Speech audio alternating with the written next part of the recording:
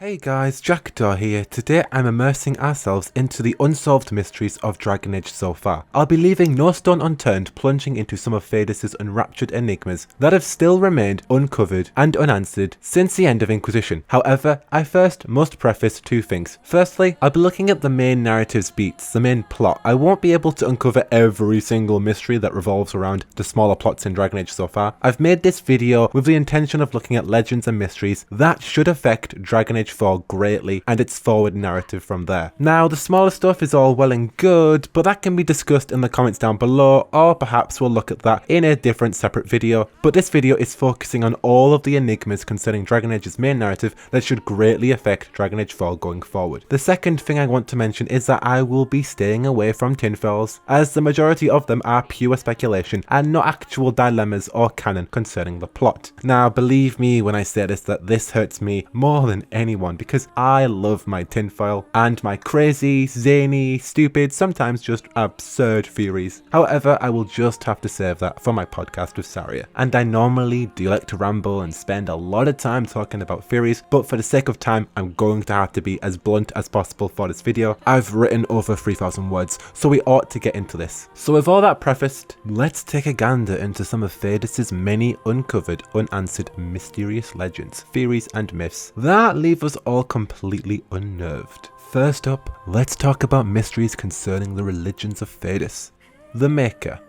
Who or what is the Maker? This creator of all things. A question up for debate. Some yearn for the answers of this enigmatic entity. Others in Thedas care less. As a seeker of the truth, I don't believe it's a case of who or what, but how. If Solas did indeed create the veil, then how does the Maker exist? What's their place in this world? What does this mean for the Chant of Light? And how is there a Maker if elements of this holy book don't prove to be true? What is true in this book? The existence of this Maker is one of the first original mysteries in Dragon Age. It's not the idea of a god or a higher being, it's these elements in the plot that the Maker seemingly influences, like the creation of the veil and the foreshadowing of a second coming. The Maker's influence is ripe throughout Thedas, yet it's still one of the largest unknown myths in this world. Will we ever know the truth behind it all?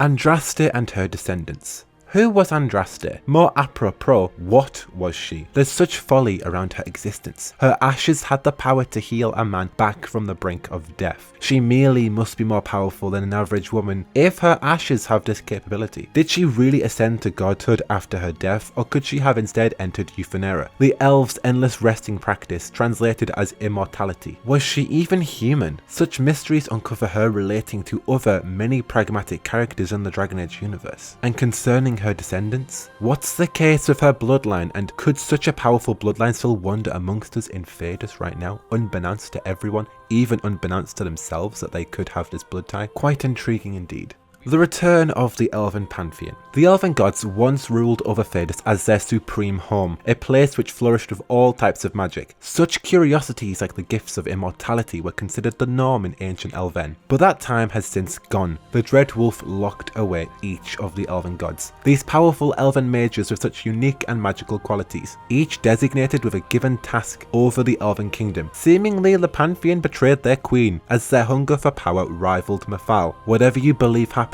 its truth is still unknown. However, what we do know is each Elven god was banished. The Dread Wolf's grief for his queen destroyed him. He locked away each of his kinsmen behind the creation of the Veil, a barrier that stopped the flow of raw magic that crushed the Elven kingdom into a respite. The pillars of this primal empire crumbled, and little remains of this empire to this day. Rumours of the lingering Elven gods live on today. Could they be living in the Fade? Are they since hiding from the Dread Wolf? Could they be hiding in Thedas as we know today, hiding in society? All that is known is each of these gods were banished away, not completely by bloodshed, so they could easily still be hiding out there. If the veil were to be destroyed, would that actually unleash these Elven gods back onto Thedas once more? Such a mystery remains unknown. The old gods of Tevinter.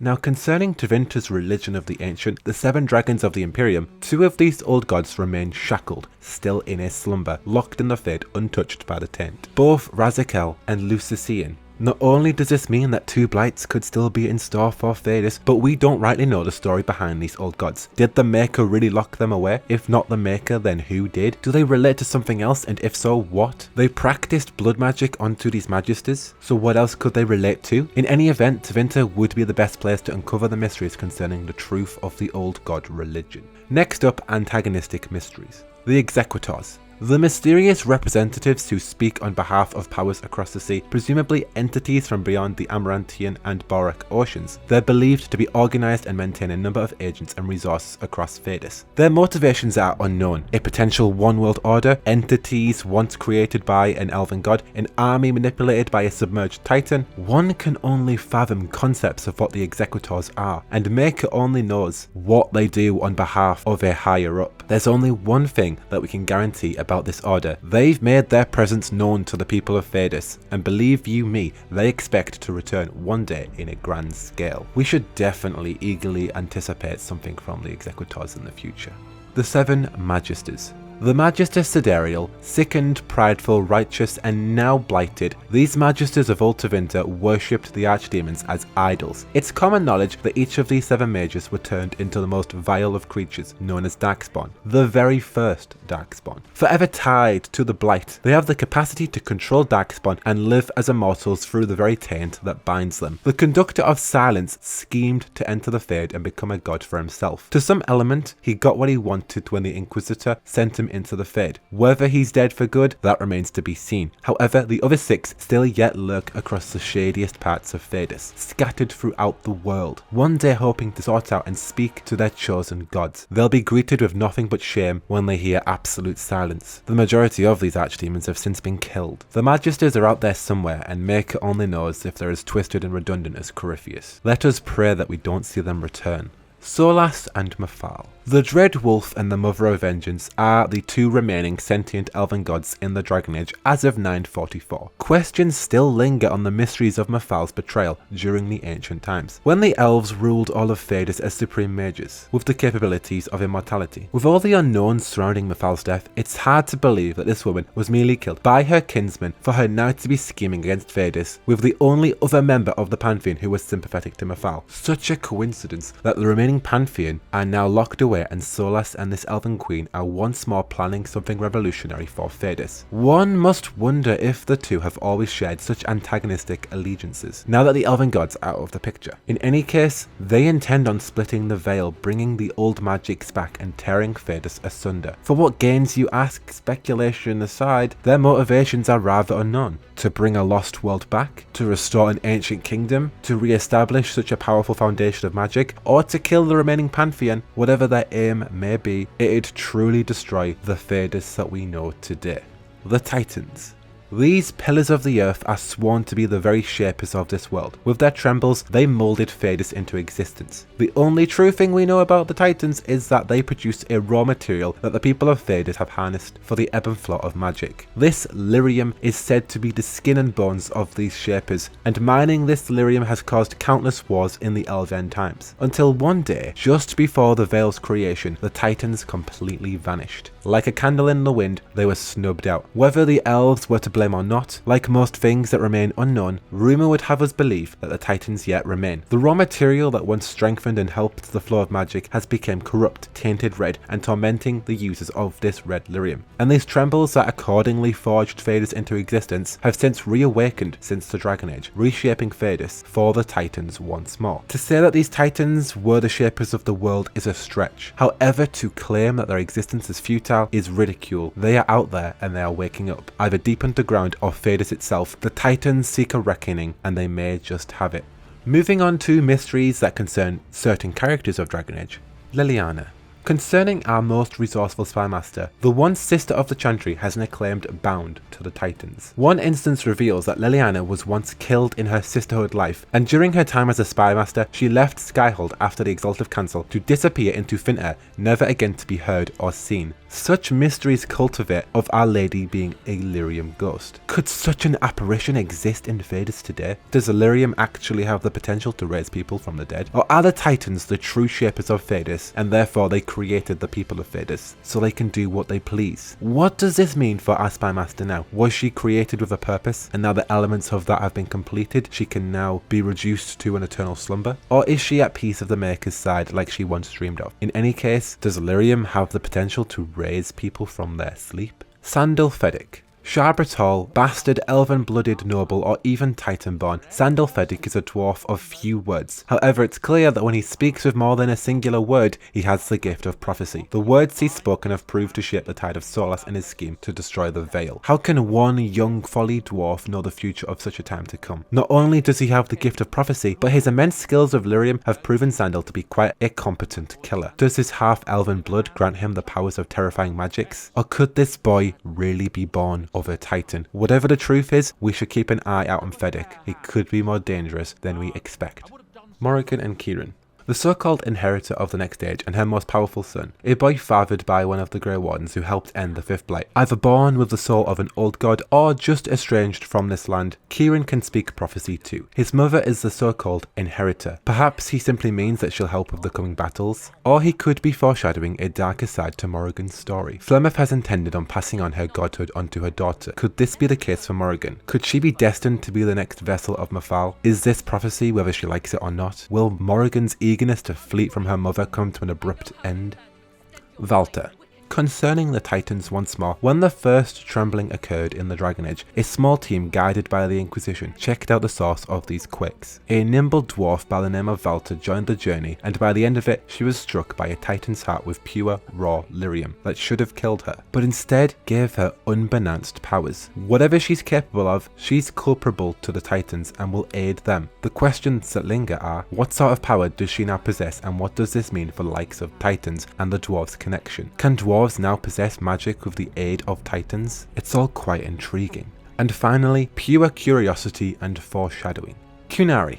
Is it really true when they say that elves and Qunari are related by ancestors? That the breeders of the Qunari people decided to mix with dragons, creating the race of Kosif that we know on Thedas today? Are the Qunari bound by blood to both the elven people and dragons? By mixing the blood of the two, is the Kosif race now some sort of experiment that the elven people once created because they wanted their own kind of warriors, but over time they overruled the elves? Is this the Kosif's origin? Are they even aware of their own origin? More abruptly, questions linger on ties to the blight. Moreover, the idea of the Kosif being immune to it. The idea that no Kosif could even be a Grey Warden, because dragon blood is the cure to the blight. This would mean that the Kosif could actually help save the blight by sheer blood participation with the other races of Thedas. Who can say if they'd even decide to help the other people of Thedas with their ongoing wars against Tevinter and the spread of the Qun? However, the Kosif race could be more viable than we once expected.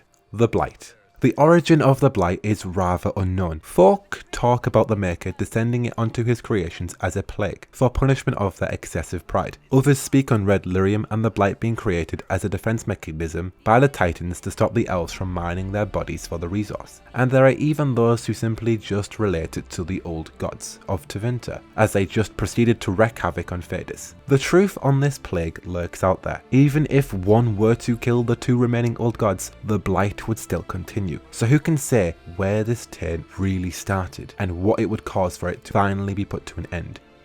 Dreamers.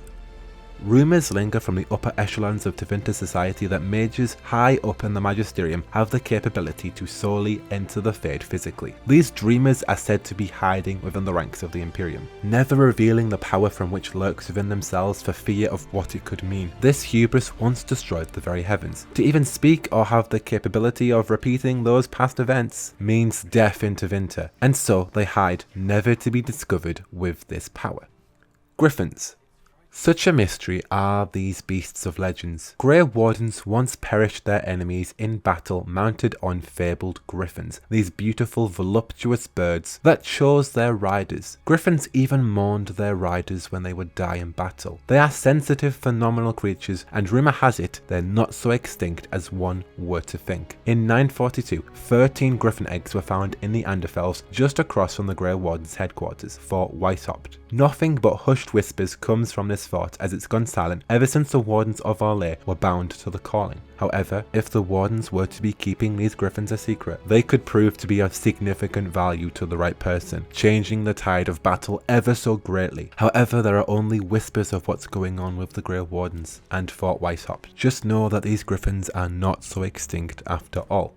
The final enigma surrounds the Vale. The Dread Wolf has made it his scheme to split the Vale, crumbling Thedas and restoring his kingdom. However, how could such a megalomaniac fulfill such a deed? His original intention was using his Orb of Destruction to then split the Vale. With his orb destroyed, a question lingers on how would this god intend on destroying the Vale? Even so, what would happen when he did? Would the world simply be brought to ashes, or with the Fade and Thedas together once more with magic restored, could aspects of Thedas still be saved? What mysteries and secrets would we uncover if Thedas and the Fade were made whole? Such would be uncovered relating to these fabled myths, like the Maker, the Titans, Old Gods, Elven Pantheon, the nature and magic, lyrium, etc. It would mean answers, but also complete desolation for Thedas. Only time will tell if prophecy remains to be true, and if this dreadful god will actually destroy the world. Anyhow, that'll do it for me. Like I said at the start, I've only delved into these enigmas relating to the future narrative that should influence Dragon Age 4 greatly. I've missed out a bunch of ideas, concepts and theories, I know that, so do tell me down below the ones that you've uncovered that relate to the future plot of Dragon Age 4. Things that we should be seeing getting uncovered in Dragon Age 4, narratives that should be going on, more grand scale than the smaller things, key characters that should definitely affect Dragon Age 4. Tell me those down below and I'll think about creating a second video on other mysteries concerning Dragon Age. But anyhow, for all your things Dragon Age, Mass Effect, BioWare, you're already in the right place. But until the next one,